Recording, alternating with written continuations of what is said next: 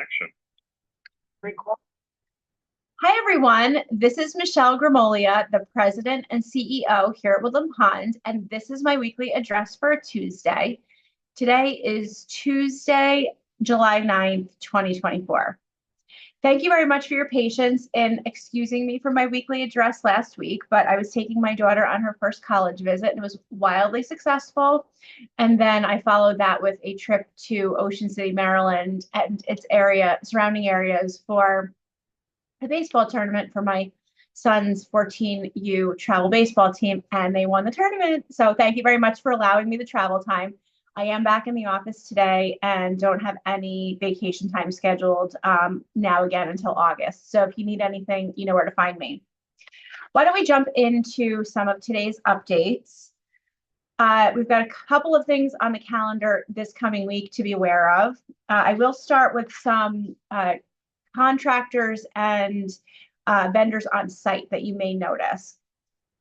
First, we have our civil engineering firm that we have hired as part of the overall renovation and expansion design team.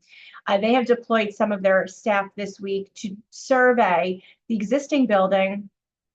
And what they're really looking to do is make sure that they understand the topography of the footprint of the additions that we are contemplating as part of the design process.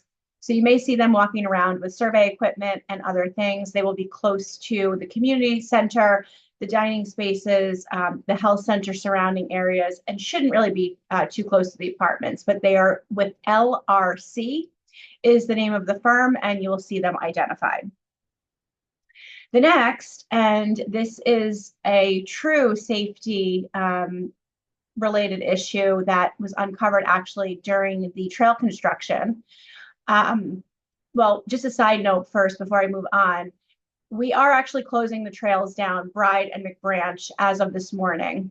We had been at a point where we felt that it was okay for residents to continue to use the trails sort of based on their own discretion. But the point of the work that we're at right now, we really need the residents to stay off McBride and the Branch Trail. We have marked those today, and we will ask you not to utilize those trails. There are plenty of other options for taking a walk. Certainly you can enter into the Millbrook Preserve, which is the entrance is right down George Danskin Way, or you can take a walk on the shoulder of George Danskin Way. If you are a little bit concerned about accessibility, the trails are accessible in the same way that our old trails were. We actually do have a cellular PERS, so your PERS pendant, but works off cellular service, available for any resident to borrow free of charge at concierge. So if you do feel like you want to take a walk in a trail system and you feel like you want to go to the Millbrook Preserve, I would highly encourage you to bring your cell phone or to borrow our cellular PERS from concierge and carry that with you in case you have an emergency. Now, back to the safety issue.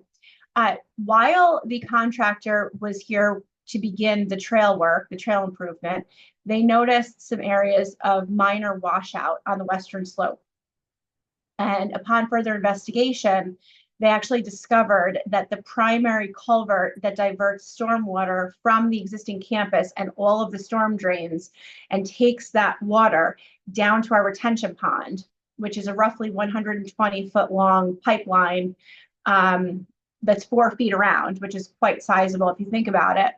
They actually discovered that when they looked into the washout conditions that they saw to some extent on the western slope, that giant pipe was actually compromised. It's impossible to say when that happened. It's 19 feet down into the ground and required them to do some excavating, but ultimately they did discover that the pipe material itself had become crushed at some point. They believe probably actually all the way back to original construction. And similar to, when you bend like a plastic straw or, a straw becomes kinked and water then can come out of cracks on the side, that's actually on a larger scale what has happened here. Fortunately, it was caught by the excavation company when they were doing work on the trails. They noticed it. They proposed a rather substantial scope of work to us. And if you live in the cottages along the western slope that face directly west, you know that you now have some trees down behind your place. We're working with you to remove plants that you want to have preserved, which will be obviously replanted so that the excavation company can fully dig out that compromised pipe, detach it from the storm catchments on either end, completely replace the 120 feet of 4-foot round culvert so that the diversion happens correctly. That work is in process. You may have seen the shipment of the pipe. You may have not. I think they probably already brought it down by the retention pond. This is something that we probably could have waited some time for. The erosion was not particularly bad, but knowing that the pipe was compromised, and obviously we've got residents that live there, we decided to make the investment immediately to have that 19 foot down, 4 foot around, 120 foot compromised culvert removed and replaced in its entirety with brand new culvert. And that all has to be obviously re-tied into the existing stormwater catchment system. And we have asked them to upgrade the way that the materials, the clean fill, the soil, the compaction, how everything is done around that, what is going to be newly installed water catchment culvert. So that work is in process as well. So you will see a little bit more activity than you may have seen just from the trails, but we'd expect that work to be done probably within the week or so. Also this week, tomorrow, we have another resident panel marketing luncheon. So thank you very much to all of the residents that consistently participate in those. These are wildly successful. The visitors absolutely love them. So thank you to all of you that will participate in that from 11 to 1 in the dining room. The bistro, which is the lunch seating area in the dining room, will be closed as it is always when we do this particular event. The pub will be open for lunch. That's tomorrow. Also tomorrow at 3 p.m. in the PAC, we have the Lyra Music Young Artist Program, and they will be doing a classical recital. These are pre-college string and piano students. Please do sign up with concierge if you plan to attend that so that we have adequate seating. Thursday, we moved a few things around because we have a very large orientation class for new employees, which is fantastic. We continue to recruit and attract lots of new staff, and we hold an in-person orientation every 2 months. It's normally in the classroom. This week it's going to be in the PAC because we've got lots of new orientees. Music, Movement, and You class, which was supposed to be today, is actually going to be held on Thursday in the classroom at 1. Matt is on vacation, so just make sure you check your schedules to see which of his classes are not going to be happening. And Dulcimer's will practice in the classroom as well, and that will be at 3:30. On Matt is on Thursday. Coming up for August, we will be bringing you a complimentary shredding event. Normally, this has been brought to us by a very generous board member has funded a shredding truck to come once a year in the spring. That service is no longer available from the company that board member had utilized for years and years. So we have been working for some alternatives. We will be able to shred your confidential documents free of charge from August 5th until the 9th. Now, this is a service we actually pay for. So the complimentary week will be from August 5th until August 9th.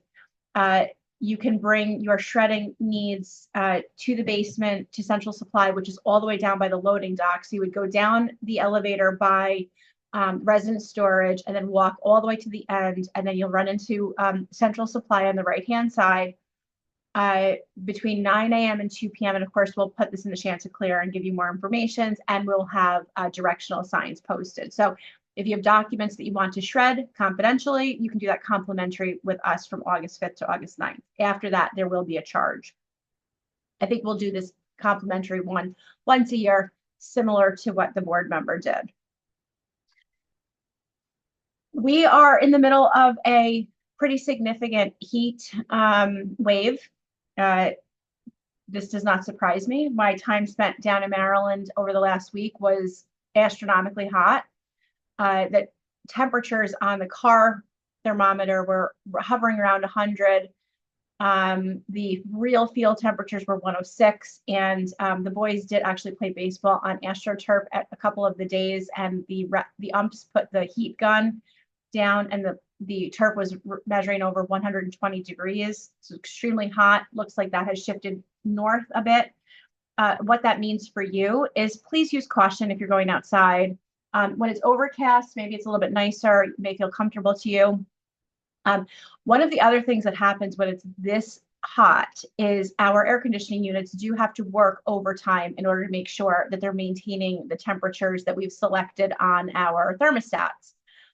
You will feel this and these changes more acutely in spaces that have open doors or access to the outdoors. So you may be, for example, in the dining room, which really is more open than you may think.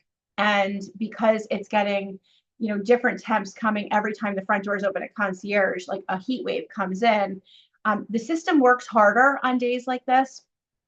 The strong recommendation for us at this point is whenever you're in a room, the best thing to do in order to maintain the temp in that room is to keep the doors closed. That will be your best bet for keeping consistent temperatures. But the next is, of course, reporting any issues that you have with your cooling system, either in your residence or in a public area, and then layering, because there are going to be times that the ideal temperatures, which are around 70 degrees in each space, they may be cooler at moments because the AC has to work so hard to catch up. So I would strongly recommend layering to keep yourself comfortable. Next week, starting on the 18th, which is Thursday, the pool will be unavailable for roughly 5 days because we are removing the existing tile floor. I think you're all aware that we have decided to make the investment in redecking the pool surface. So the first step in that is to remove the existing tile floor and then clean up the underlayment, which is like a concrete underlayment, have new concrete poured, and that has to cure for roughly a week before we can put the mats back down on it. After that week, and there are signs at the pool, we'll keep you posted as the next week goes on, or the week after next goes on. Once that new concrete is cured, we will be able to put the mats down, and you will be able to use the pool for roughly 40 to 50 days before the new decking surface goes down. Because what's cured for being able to walk on, we need to make sure it's really, really cured for the new epoxy floor to get poured. And obviously there's humidity issues and other things in that room. So we're wanting to give it lots of time. So you will not have access to the pool starting next Thursday. And then we're right now anticipating opening it the following Wednesday. So please plan accordingly. Then for roughly a month and a half or so, you'll be on a temporary floor with the mats. And then after that, the pool will be shut down again for a week or so. We're not entirely sure yet, to pour the new epoxy deck surface. And this deck surface is a poured material, a composite plastic and rubber material that is cleanable. It's non-slip. It will be a significant upgrade, both from a safety perspective and, well, primarily from a safety perspective and aesthetic perspective into the pool. So over the next couple of months, some changes. Make sure you're reading the Chanticleer for that. There was a trip that was canceled for this afternoon, an evening that was supposed to go to the Bronx. And I just want to address that quickly. We initially had 9 people signed up for that trip. And as of yesterday, that attendance list had dropped down to 4. That's not really a manageable number for us to take on a trip into the Bronx, for example. It's very important that you're conscientious of your own schedule when you sign up for things, and also being aware as quickly as possible that when you cancel on something like this, that it may have the effect of canceling the entire trip. What I've asked Jason to do as we go forward, and concierge, is as we do the trip sign up sheets going forward starting in August, if there is a required minimum in order for the trip to actually depart, we're going to indicate that on the trip sign up list so that everyone it's fully transparent to everyone that this trip, for example, is not going to go off if we have less than 8 people, say. just because there's a lot of resources that go into us taking one of our vehicles from our fleet offline, and our resources in taking a driver down to the Bronx. It obviously has to make sense for everyone. So we will be putting, if there are minimum numbers to attend, that those are in your trip sheet. So be on the lookout for that. The last thing I just wanted to mention is I've spoken to Dave Roberts, our capital projects manager, extensively today since I've been back about how important it is that I think that we begin getting the focus groups scheduled for everything other than dining, which has already met with the dining consultant on the renovation and expansion. So I think we had 4-ish other focus groups related to performances, maybe arts, fitness, maybe something else. I really want those focus groups to get started and being scheduled regularly. We are continuing to work through design alternatives with our design team, and we are now at the point where programmatic questions are starting to come up, which is the appropriate time, and we need some feedback. On that note, I will be issuing a survey, an interest survey via email. This will come out on SurveyMonkey, or you might see it from Lindsay Marquis' email address, talking about some programmatic questions that have come up, specifically things related to use of fitness spaces, other priorities that you've thought about since our last meetings, things that have come up at your dinner table, questions that you might have. We want to start really collecting that feedback again. It's been a couple months since we did a survey. So please, please, please make it a priority to look in your email and fill out these surveys. This is the best way for your feedback to be heard. And I am 100% committed, and we are all 100% committed to incorporating as many of your reasonable requests as we possibly can. Your feedback is absolutely instrumental. So please do look out for those opportunities. I hope to have that survey out, if not today, then tomorrow by the end of the day. And we'll go from there. Thank you all so much. I hope you have a great day.